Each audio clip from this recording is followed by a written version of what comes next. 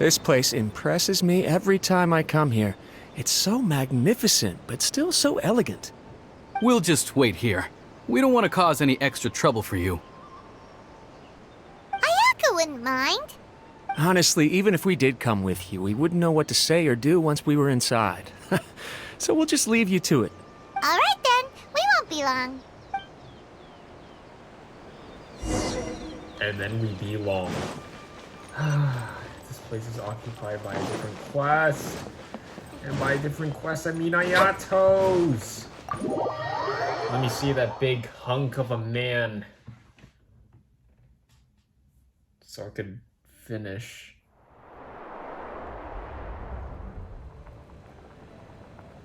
Without looking at the board, you've ruined my strategy in one move.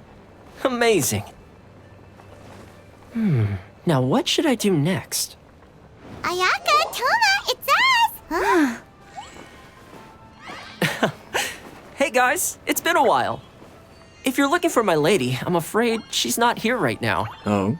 That voice. Toma, would that happen to be the Traveler? Yes. Greetings, Traveler. Ayaka speaks of you constantly. Finally, today is the day. I am head of the Kamisato clan and Yashiro Commissioner, Kamisato Ayato.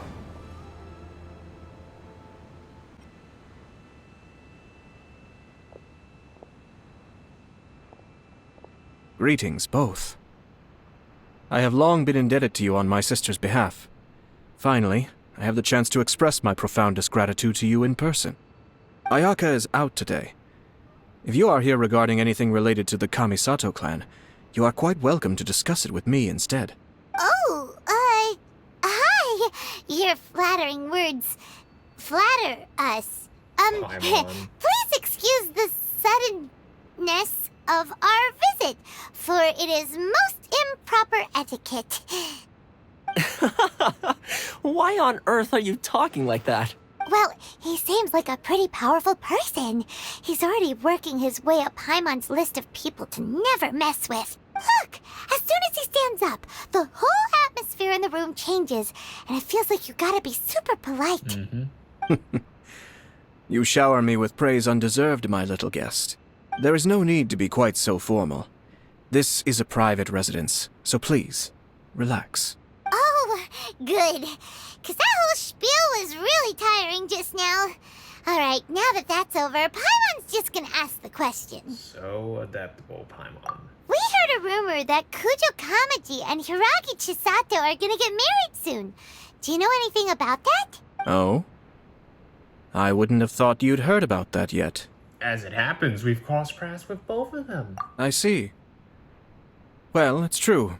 It wasn't long ago that I received the news myself. The head clans of 2 commissions are to become joined through marriage. This is big news for the whole of Inazuma. Since the Yashiro Commission presides over cultural and ceremonial affairs, it closely involves us, too. Yes. And since the commissions are kind of the face of the Almighty Shogun to the masses, this wedding is one that we have to treat as a serious affair. Right! Makes sense. Ah, 2 true lovers becoming husband and wife. What a happy occasion. It is. High-profile matrimonial links between 2 commissions are extremely rare. But these 2 truly love each other. Tradition should give way to freedom in this case. All right then. I'll be sure to pay them a visit to send the best wishes of the Kamisato clan. No need. I'll visit them personally this time. Huh? But you have other things to be doing. This is a marriage between the Kujo clan and the Hiragi clan. The Kamisato clan must demonstrate an appropriate level of respect. The work of the Yashiro Commission is indeed multifarious. Normally, weddings and other ceremonies would come under the supervision of my sister. But she is presently occupied with other matters, and I happen to have a little time to spare. This will be a good chance for me to pay a visit to the bride and groom. Oh, and would you 2 care to join me? Huh? I presume you 2 have a special connection with the individuals in question, or you would not be quite so interested in this matter. Whoa, no, This no. being the case, why not come and offer your best wishes too? Or Is my presumption incorrect?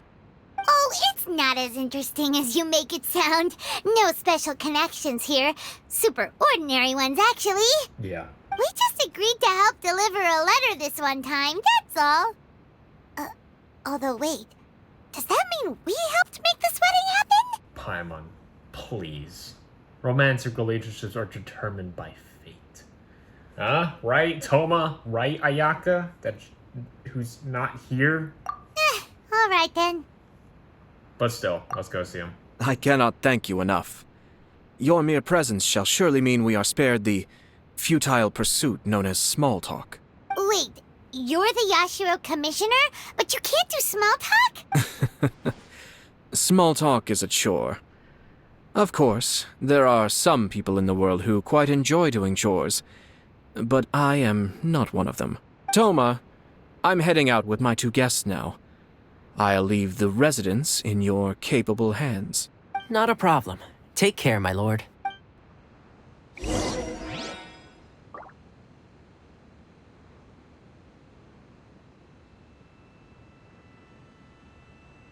The fuse is lit!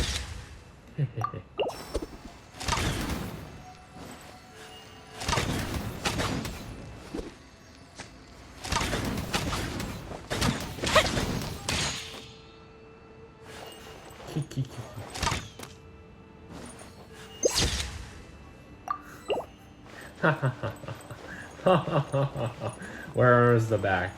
I got lost. Where am I supposed to go? Avert the chessboard.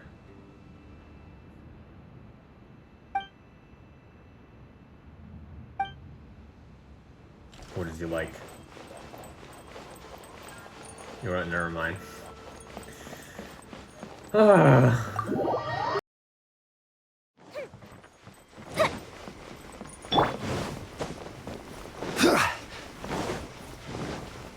Ah, you're finally... Yashiro Commissioner! Who are these 2? They're friends of ours. Paimon will do the introductions. So it's true. Well, there we have it. That's it then. So be it. Great, so our hunch was spot on. It is a little inappropriate for me to have shared news of this magnitude with you. So I would be much obliged if you could keep it in strict confidence until an official public announcement is made. Don't worry, sir. We give you our word. We won't tell anyone about it. That puts my mind at ease. Now, on the topic. We'd like to pay a visit to the Kujo clan. Would you mind leading the way for us? Of course not. I'd be honored. I guess this is where I... Goodbye then. So Aw, sorry. cheer up, Shinojo. Yeah, chin up, king. I'll try. Thank you. Where should we go to find a tea set? Having a cup of tea isn't exactly... It's Okay. the Traveler. And the almighty Shogun. Yeah. How might I be of assistance, Your Excellency? I wish to borrow a tea set from the Yashiro Commission. Oh, sure. I'll fetch that for you right away. Please step into the courtyard and have a rest, almighty Shogun. Oh, and I'll inform my lord about your visit immediately. Ah, and the tea set. I'll bring that here as soon as it's ready. Be at ease. I'm not here to see Commissioner Kamisato. Actually, I'd prefer to spend this time chatting with the Traveler. Oh.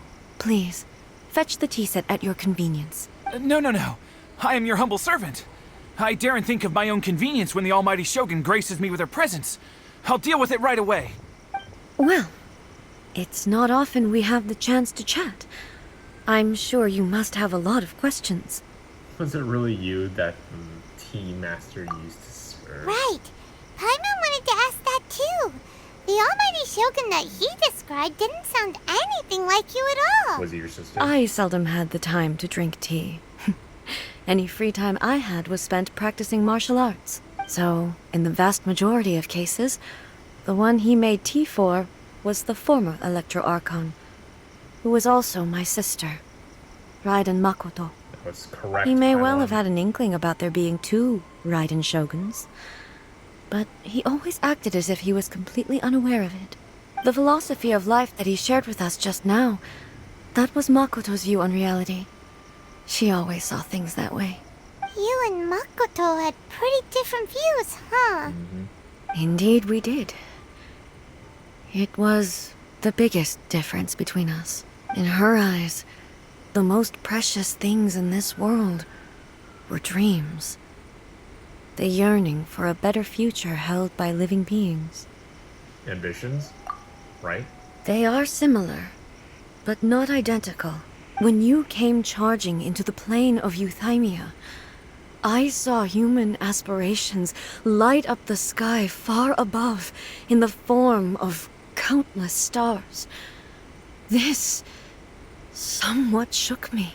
Now, it seems like she was right, while I took the wayward path. Wow. There sure was a lot going on beneath the surface. Makoto saw a bigger picture than I did. In her view, a dream is more imaginary, more abstract than an ambition. An ambition is a yearning for something material, or a concrete outcome. It is finite in nature, and will be replaced by a new ambition in due course. Makoto was more concerned with the force that drives humans to constantly generate new ambitions in the first place. It is something innate, rooted in instinct. In other words, it is something eternal. That's, quite a lot to take in. Yeah. To put it simply, Makoto wasn't concerned about outcomes. I didn't understand at the time. How can we say that we are maintaining eternity when things are constantly moving forward and evolving? I suppose what it comes down to is the definition of eternity she set out with. Seems more in line with how humans view the world. Yes, it does. I always thought that she must have grasped some elusive, arcane wisdom to arrive at the conclusions she did. But in the last analysis, Makoto's philosophy was, on the surface at least, an elegantly simple one. Notwithstanding that it was also the more prudent choice, based on a more mature, far-sighted outlook. Do you feel you're starting to understand her better now? You have already witnessed my previous views on eternity, but now I no longer cling to what was lost. I suppose that means our differences have been reconciled. Almighty Shogun, I found a tea set. This one in particular should be fit for your Excellency's use. It's quite beautiful. Thank you. You are too kind. A humble servant such as I does not deserve the gratitude of the Almighty Shogun. It's all good, sir. She's actually pretty chill. She's my homie. Let us return. We ought not keep Furuyama waiting too long. True. Also, yeah. Yeah, he just left. Protect the lady of the clan. You know. That's the wrong one.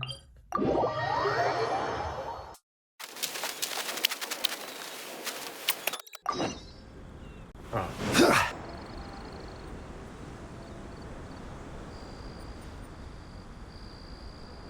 Hey, where'd he go? He wouldn't have gone looking for a tea set himself, would he? Wouldn't put it past him. Or perhaps the ley lines did not have the power to sustain him for very long, as was the case with the memory we saw earlier. So we won't get to drink his tea? We didn't even have a chance to say goodbye. The information held in the ley lines is complex and disorderly. The fact that we were able to meet him to begin with was a miracle of fate. Cheer up, Paimon. We'll make our own tea, don't worry. Well, this chance won't come often, and we do have a tea set. Perhaps I should try my hand at making us a pot of tea. I've watched Furuyama brew tea on many occasions. I doubt I should have any major problems doing it myself. The tea is ready. Please give it a try. So many thoughts were racing through my head as I was brewing it. I'm not sure how to explain it. It's just the memories flooding back. You're right. But the things we've seen today have brought back many memories for me. I've been reminded of many people, too. Kitsune Saigu, Makoto, and all the other friends who I watched pass even further back. Back at the Yashiro Commission, I kept the conversation reasonably lighthearted. But now, I'd like to broach a heavier topic, if I may. The events of 500 years ago not only robbed me of my friend, Kitsune Saigu, they also took Makoto away from me, for good. She died in that disaster too? Yes. She went to Conria alone, without telling me. Unlike me, Makoto was no martial artist. Whenever similar crises had arisen in the past, I was always the one to face them in her stead. But this time, the circumstances were so grave that Makoto had no choice but to leave me behind. Or perhaps it was more that she went ahead of me, put herself in front of me, so that I would remain hidden. In any case, by the time I realized what was happening, yes, it was too late. I arrived only in time to hear her dying breath.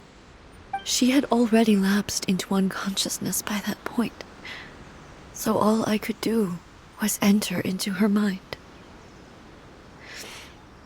As far as you're concerned, it would be somewhere similar to the plane of Euthymia. It was there that we bid each other a final farewell. I cried bitterly. Even in those final moments, I couldn't understand her actions. Why did she go to Conria first, and not I? Why did she keep me in the dark about it? Was it to shield me? It was there and then that I resolved to pursue eternity. As a testament to that decision, I saved her realm of consciousness just before it collapsed completely, and brought it back to Inazuma. That's quite a story. When I returned to Inazuma, I was shocked to find that a great sakura tree had appeared on Mount Yogo. The tree that you know as the sacred sakura. Huh?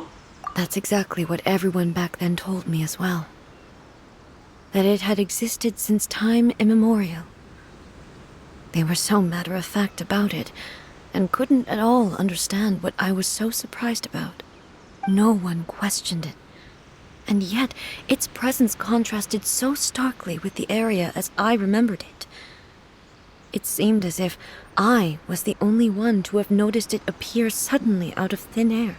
In the end, I simply had to accept that it was a miraculous effect of Makoto's consciousness. With the help of the sacred Sakura's power, I was finally able to overcome the monsters and quell the disaster in Inazuma.